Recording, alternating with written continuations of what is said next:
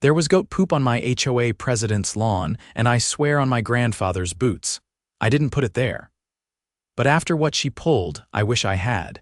It all started 3 weeks ago when I brought home 2 pygmy goats' beans and toast.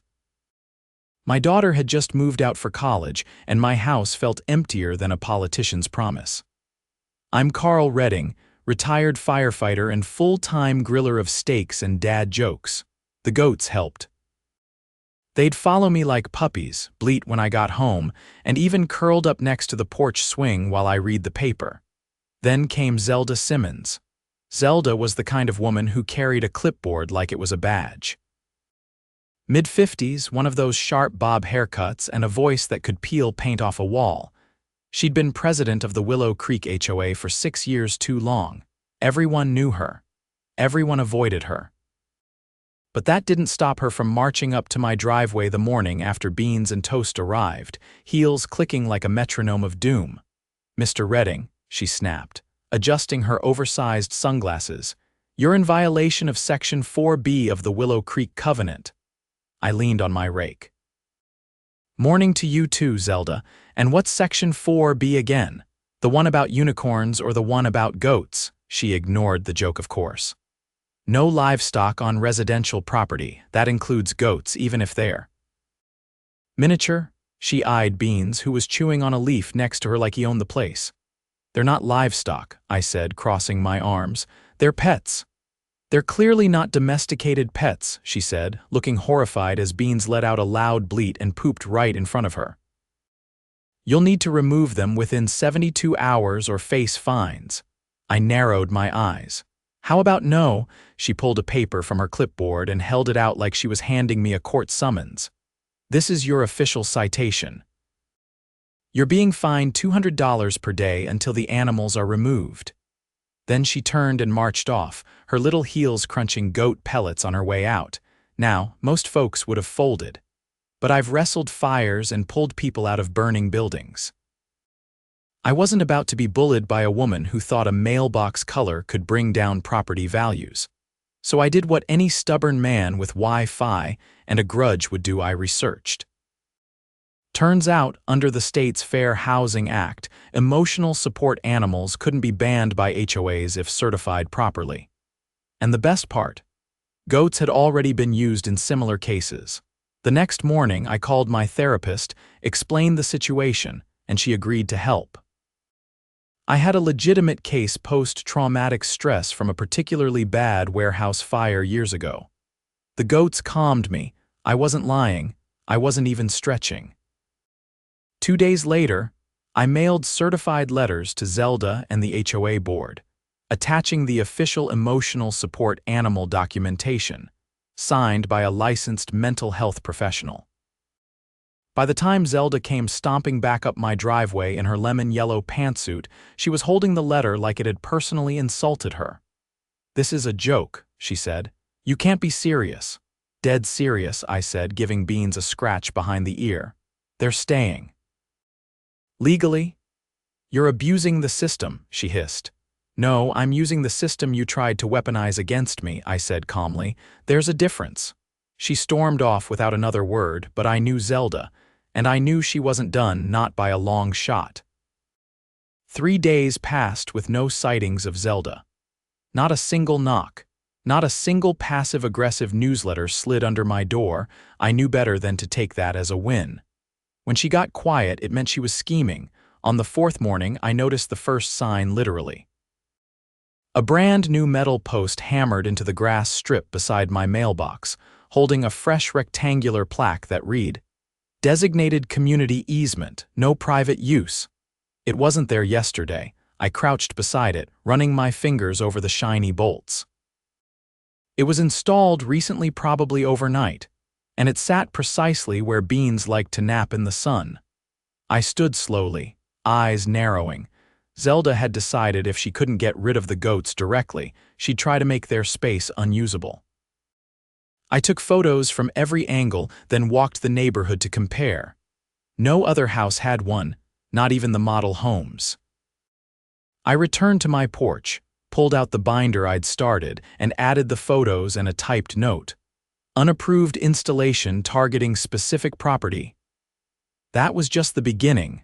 By Friday, someone had filed a noise complaint with the county about persistent animal sounds. Another neighbor who I'd never spoken to cornered me near the community mailbox and asked if I'd been keeping wild animals. Her tone was rehearsed, like she'd been coached. That evening, I found a typed note on my door, unsigned. Animals belong on farms, not in civilized neighborhoods. I held the paper in one hand and looked down at Toast, who was standing with one hoof on the welcome mat, licking barbecue sauce off a paper towel. Civilized, I muttered. Sure. I installed 3 motion cameras that night, one facing the side yard, one angled at the front walk, and one covering the mailbox. They were discreet, black, with night vision and a week's worth of cloud storage. By Monday, the footage paid off. At 3:17 a.m., a figure in a hooded jacket tiptoed across my lawn, carrying a plastic bag. They crouched, reached into the bag, and scattered something across the porch steps. They left the same way they came, heading down the sidewalk toward the cul-de-sac. I reviewed the footage frame by frame, adjusting the brightness. Sunflower seeds. By noon, the porch was swarming with pigeons, dozens of them. They pecked, flapped, and left droppings on everything. Beans stood in the middle of the chaos, bewildered. Toast bolted for the backyard. I spent the rest of the day cleaning up feathers and bird filth. Then I printed stills of the hoodie-clad figure and brought them to Officer Delaney, a patrol cop I knew from my firehouse days. He whistled when he saw the footage. Targeted harassment and dumping food to attract pests. That's a public health violation. You want me to run neighborhood surveillance? I'd prefer a quiet chat with whoever it is, but I'll need a name first, he nodded. Give me a day. The next morning I got a call. It's her, Delaney said. Zelda. She used the community maintenance badge to access the HOA storage shed. That's where she got the seeds. Security camera caught her license plate pulling out at 3:25 a.m. We're filing a report, I exhaled slowly. Do you think she'll be charged? She's on thin ice. Depends what the DA decides, but this'll go on record. By that afternoon, the atmosphere around the neighborhood had shifted. Whispers followed me on my walk. Neighbors who'd barely nodded before now offered hesitant greetings. A few even asked to meet Beans and Toast, who had become minor celebrities after a local news station ran a short segment titled "Retired Firefighter Fights HOA Over Tiny Therapy Goats." Zelda, however, hadn't shown her face. Not once. On Wednesday, her absence was officially explained. A printed memo from the HOA board delivered to each doorstep, stating that she was on administrative leave pending internal review. It didn't mention the pigeons, or the seeds, or the security footage, but word had already spread. I thought that might be the end of it, until I got the letter from the HOA's legal counsel. It claimed that despite the ESA certification, the goats posed a risk to community aesthetics and introduced agricultural elements inconsistent with residential zoning. They were demanding a formal hearing and threatening to involve county zoning officials. I called my lawyer, Deanne Talbert, who I hadn't spoken to since the garage fire settlement 6 years ago. She agreed to meet the following morning. When I walked into her office, she was already flipping through a thick stack of papers. You've got quite the file, Karl. They've been documenting you since the goats arrived. Photos, notes, even timestamps of when you walk them. Creepy, I said. Unlawful, she corrected. This crosses into surveillance without consent, but the bigger issue is this hearing. They're trying to override federal protections by leveraging local ordinances. That's not going to fly. You think they'll back down? No, she said, closing the folder. They'll double down, which is exactly what we want. Let them take it to the county. We'll bring the footage, the letter, the pigeon stunt, and the ESA certification. We'll make them regret opening this can. 2 days later, I received an official summons, a community disciplinary hearing set for the following Thursday at the HOA clubhouse. It would be open to all residents. I spent the next week preparing. Deanne helped me compile a presentation clear, factual, and loaded with citations. I printed copies for every board member. Delaney agreed to attend and bring the footage if needed.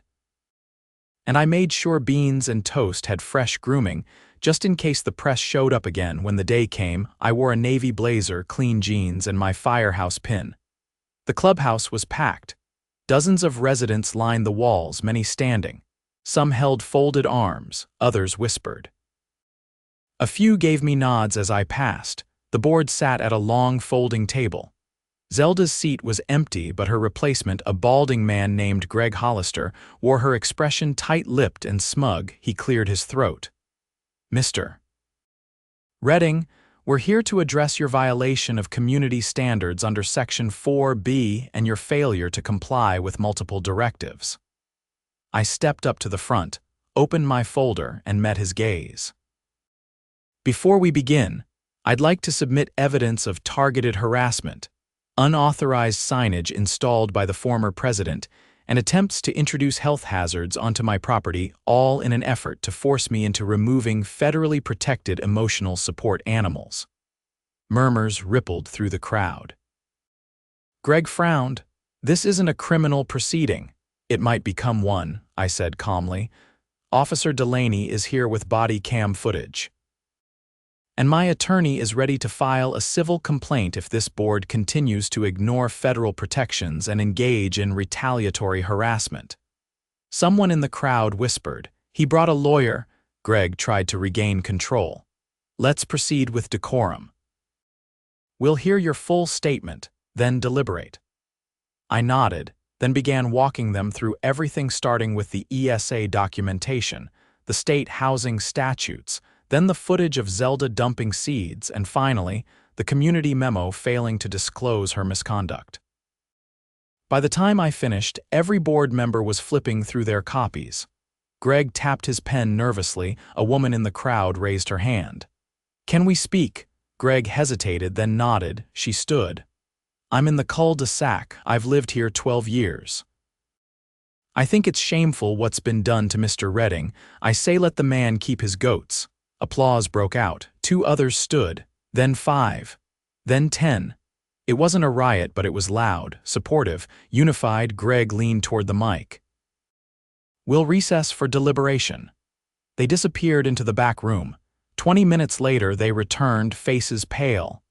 We have decided, Greg said, clearing his throat, to rescind all fines and citations issued to Mr. Redding. Furthermore, the board will revise its guidelines to reflect compliance with state and federal ESA protections. I didn't smile, I didn't celebrate, I just nodded. As I left the clubhouse, Beans trotting at my side, someone patted my shoulder. You made them blink, the man said.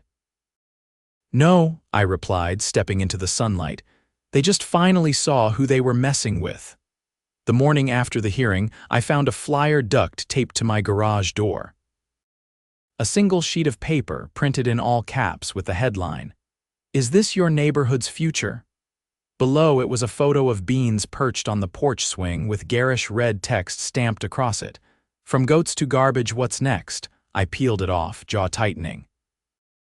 It wasn't just childish, it was cowardly.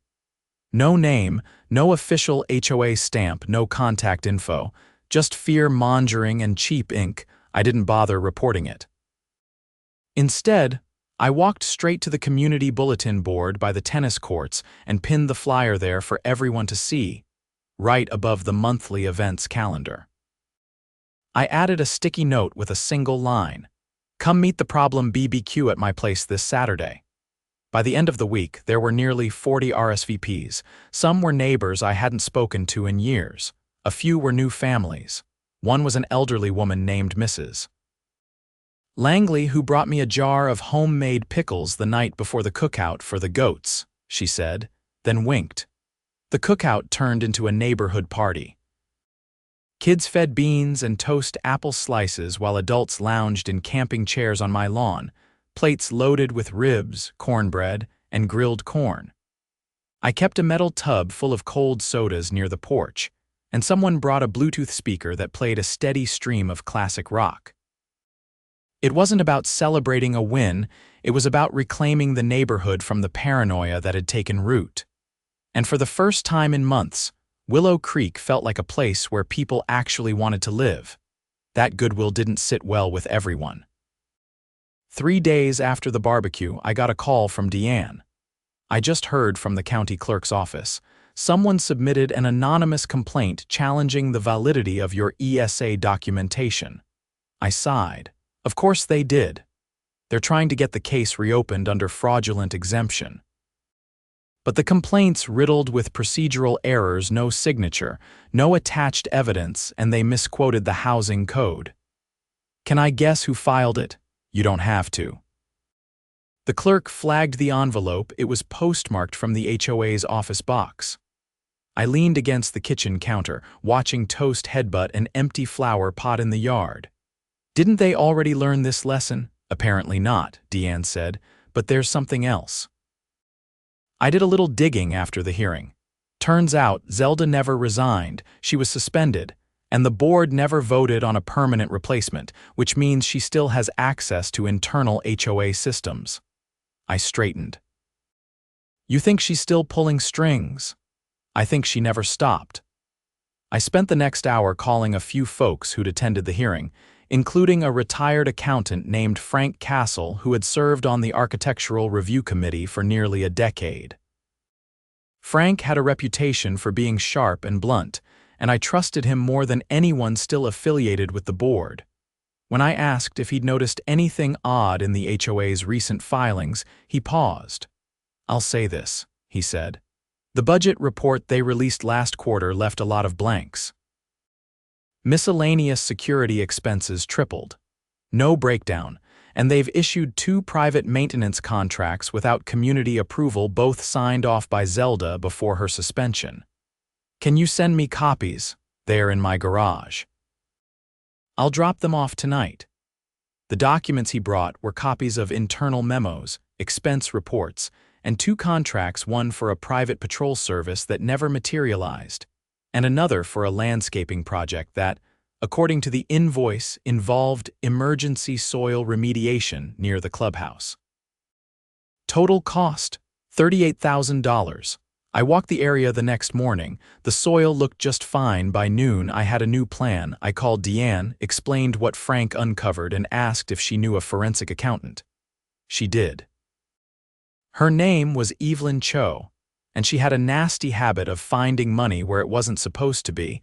Within a week, Evelyn had compiled a preliminary report, at least $24,000 in unexplained expenditures. Several payments routed through a third-party vendor that didn't appear to exist. And the kicker: the board's insurance policy had a clause that could trigger a state audit if misuse of funds exceeded $15,000. Want me to file it? Evelyn asked. I didn't hesitate. Do it. The audit request was submitted on a Thursday. By the following Monday, a state compliance officer named Rachel Kerr showed up in Willow Creek with a clipboard, a badge from the Department of Community Oversight, and a very short fuse for bureaucratic nonsense. She requested access to the HOA's financial records, meeting minutes, and vendor contracts. Greg tried to stall her, claimed the documents were in storage, that the treasurer was out of town, that the files had been digitally misfiled. None of it worked. By the end of the week, Rachel had issued a formal subpoena. And then things got really interesting. Someone leaked internal emails, dozens of them. They showed Zelda directing Greg to fabricate maintenance reports, backdate board votes, and push through payments to companies linked to her cousin's contracting firm. It was blatant, sloppy, and illegal. The emails weren't signed, but the return address was from a board member's old Gmail account. Someone had finally had enough and decided to burn the whole thing down. Rachel brought in an investigator from the Attorney General's office. The HOA board was officially under criminal review. Zelda's cousin was subpoenaed. Greg lawyered up. And the treasurer vanished. No one had seen him in over a week. Meanwhile, the neighborhood buzzed with theories. Some thought Zelda had dipped into the HOA's emergency fund to pay for personal renovations. Others claimed she was funneling money into a private retirement account. One woman swore she saw a moving truck outside Zelda's house at 2 in the morning. I didn't care about the theories. I cared about the facts, and the facts were closing in fast. Then one night around 11, I heard a car idle outside my house. I peeked through the blinds and saw a dark sedan parked at the curb. The engine purred for a full minute before the driver's window rolled down, and something landed in my driveway with a soft thud. I stepped outside with a flashlight and found a manila envelope wrapped in plastic. Inside were more documents, scanned invoices, photos of checks, and a handwritten list of dates. At the bottom was a single sentence: "Ask her about the clubhouse roof." I didn't recognize the handwriting, but I recognized the implication. That weekend, I met with Rachel and handed over the envelope. She didn't say much, just flipped through the pages with a deepening frown. 2 days later, the clubhouse was sealed off with yellow tape. An inspector showed up with a structural engineer. A few neighbors gathered outside, whispering. Turns out, the emergency soil remediation funds had been redirected to cover a rushed re-roofing job done entirely off the books, no permits, no inspections, and no licensed crew. The roof was already sagging under its own weight. Rachel called a town hall meeting that Friday. It was standing room only. She stood at the front of the room, flanked by 2 uniformed officers and a legal advisor from the county.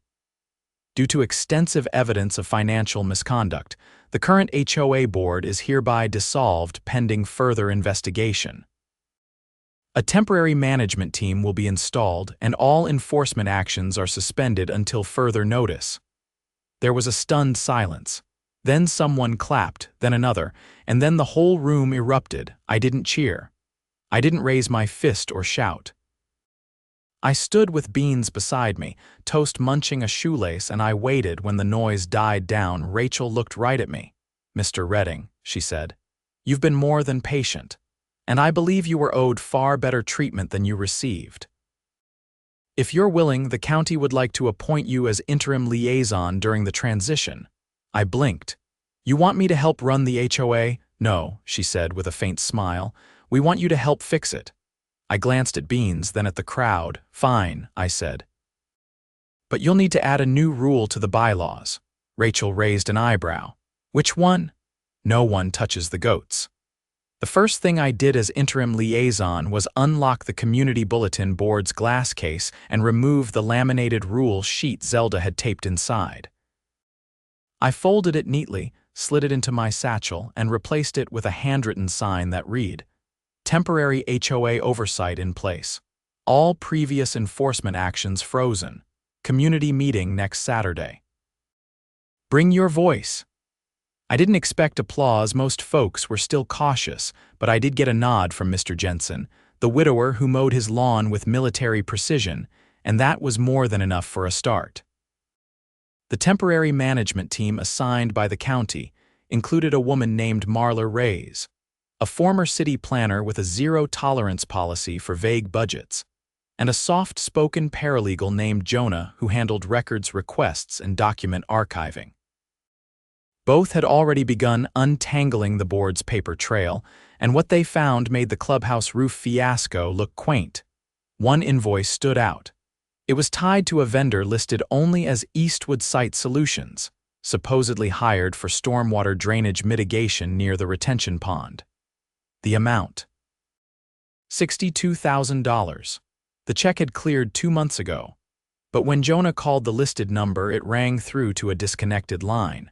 No website, no business license, just a P.O. box in a neighboring county that turned out to be empty. Jonah looked up from his laptop, pale. "That money's gone. And it never left the HOA's bank account. It was rerouted through a shadow account created under the old treasurer's access key." Marla stared at the spreadsheet. "Who had sign-off authority?" 3 names: Greg Hollister, Zelda Simmons, and the treasurer Morris Dell. Marla tapped her pen against the table. "Then it's wire fraud. And if the funds crossed county lines, it's a federal matter." I made a call to Officer Delaney, who looped in the State Financial Crimes Unit. By the following afternoon, 2 agents showed up in unmarked vehicles and carted away 3 file boxes and a desktop computer from the HOA's storage shed. They didn't offer much in the way of commentary, but one of them, a tall man with a scar across his chin, nodded at me as he got into his car. "You did the right thing reporting this," he said. "This isn't just embezzlement, it's organized misappropriation of community funds. Could be jail time." News spread faster than fire on a dry hillside. By the time I got home, half a dozen neighbors had left voicemails wanting updates. I didn't return any of them, not yet. I needed facts, not speculation. That evening, I found Beans standing motionless beneath the porch light, staring at something in the shadows. I stepped outside, following his gaze. A woman stood near the end of my driveway, arms crossed. Zelda. She looked thinner, her hair tied back in a loose knot, and her usual confidence had cracked into something brittle. "I assume you heard," she said. "I heard a lot. Which part are you referring to?" She stepped forward a few feet. "I came to say I never meant for it to go that far. The goats. They were just the beginning. I was trying to preserve the neighborhood." "That's what you call laundering money through fake vendors." Her eyes flicked away. "I didn't sign off on Eastwood. You're on the authorization form." "I didn't fill it out." I crossed my arms. "You expect me to believe someone forged your signature?" "I don't care if you believe it," she said. "But I didn't touch that account. Morris did. The man was desperate. He owed money to someone. I tried to keep it quiet. Thought if I buried it in the budget, I could buy time. You buried a crime. That's not leadership. That's complicity." Zelda's jaw tightened. "You think you're better than me because you paraded your goats around and made people like you. You're not. You're just lucky." I stepped forward. Beans followed, his hooves clicking softly on the concrete. "No, I'm just not afraid of you." She turned without another word and walked into the night. The agents arrested Morris 2 days later, just before dawn. The official charges included wire fraud, falsifying financial records, and conspiracy to commit theft. His bail was denied. Greg was picked up the next morning in a diner off Route 4, mid-bite of a sausage link. Zelda turned herself in the following week. Her lawyer arranged a plea deal in exchange for cooperation and full disclosure of the HOA's internal operations. She was charged with obstruction and dereliction of fiduciary duty. The county placed Willow Creek under temporary financial supervision for 6 months. During that time, no new assessments could be levied, no fines could be issued, and all spending had to be approved by the oversight team. At the community meeting I had called, nearly 80 residents showed up. The folding chairs filled quickly, and the overflow crowd stood along the walls. I stepped up to the podium, cleared my throat, and let the room settle.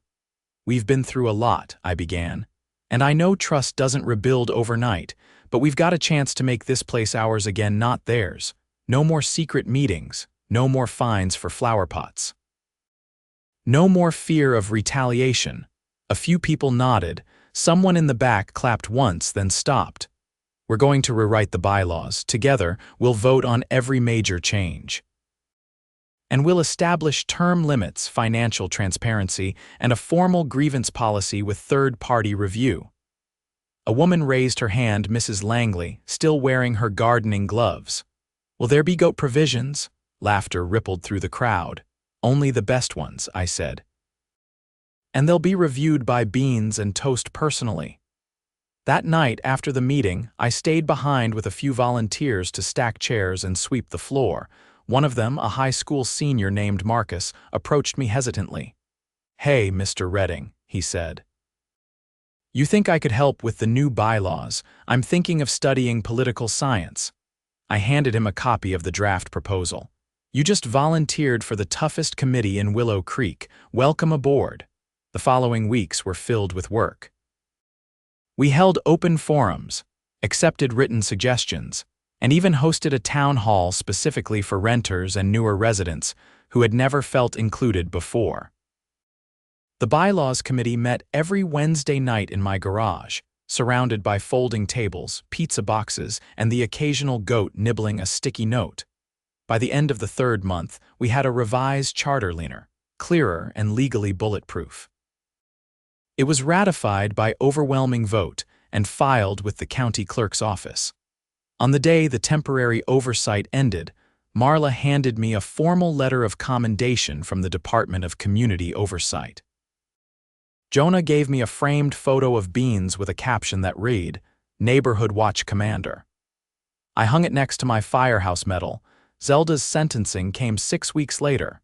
She received 18 months probation, community service, and a permanent ban from holding any HOA position in the state. Morris was sentenced to 4 years. Greg took a plea deal and agreed to testify in a separate case involving fraudulent contractor networks. The HOA board was rebuilt from the ground up. Frank Castle was elected president. Mrs. Langley took over community events. Marcus, now a senior intern at the city council, volunteered to maintain the online portal and budget updates. As for me, I stepped back. My job was never to run the show, it was to make sure it couldn't be hijacked again. Now, every Saturday morning, I sit on the porch swing with beans and toast. They've got matching collars now, blue and green, with little brass tags that say Community Support Animal. Kids ride by on bikes and wave, neighbors stop to chat. The lawn signs are gone. The fines are gone, and the fear is gone. One morning, Marcus stopped by with a clipboard and a grin. "Hey, Mr. Redding," he said. "We're thinking of starting a neighborhood garden. You think the goats could help clear some brush?" Beans bleated once loud and proud. I grinned. "I think they'd be happy to lead the charge." And just like that, Willow Creek became something it hadn't been in years. Hours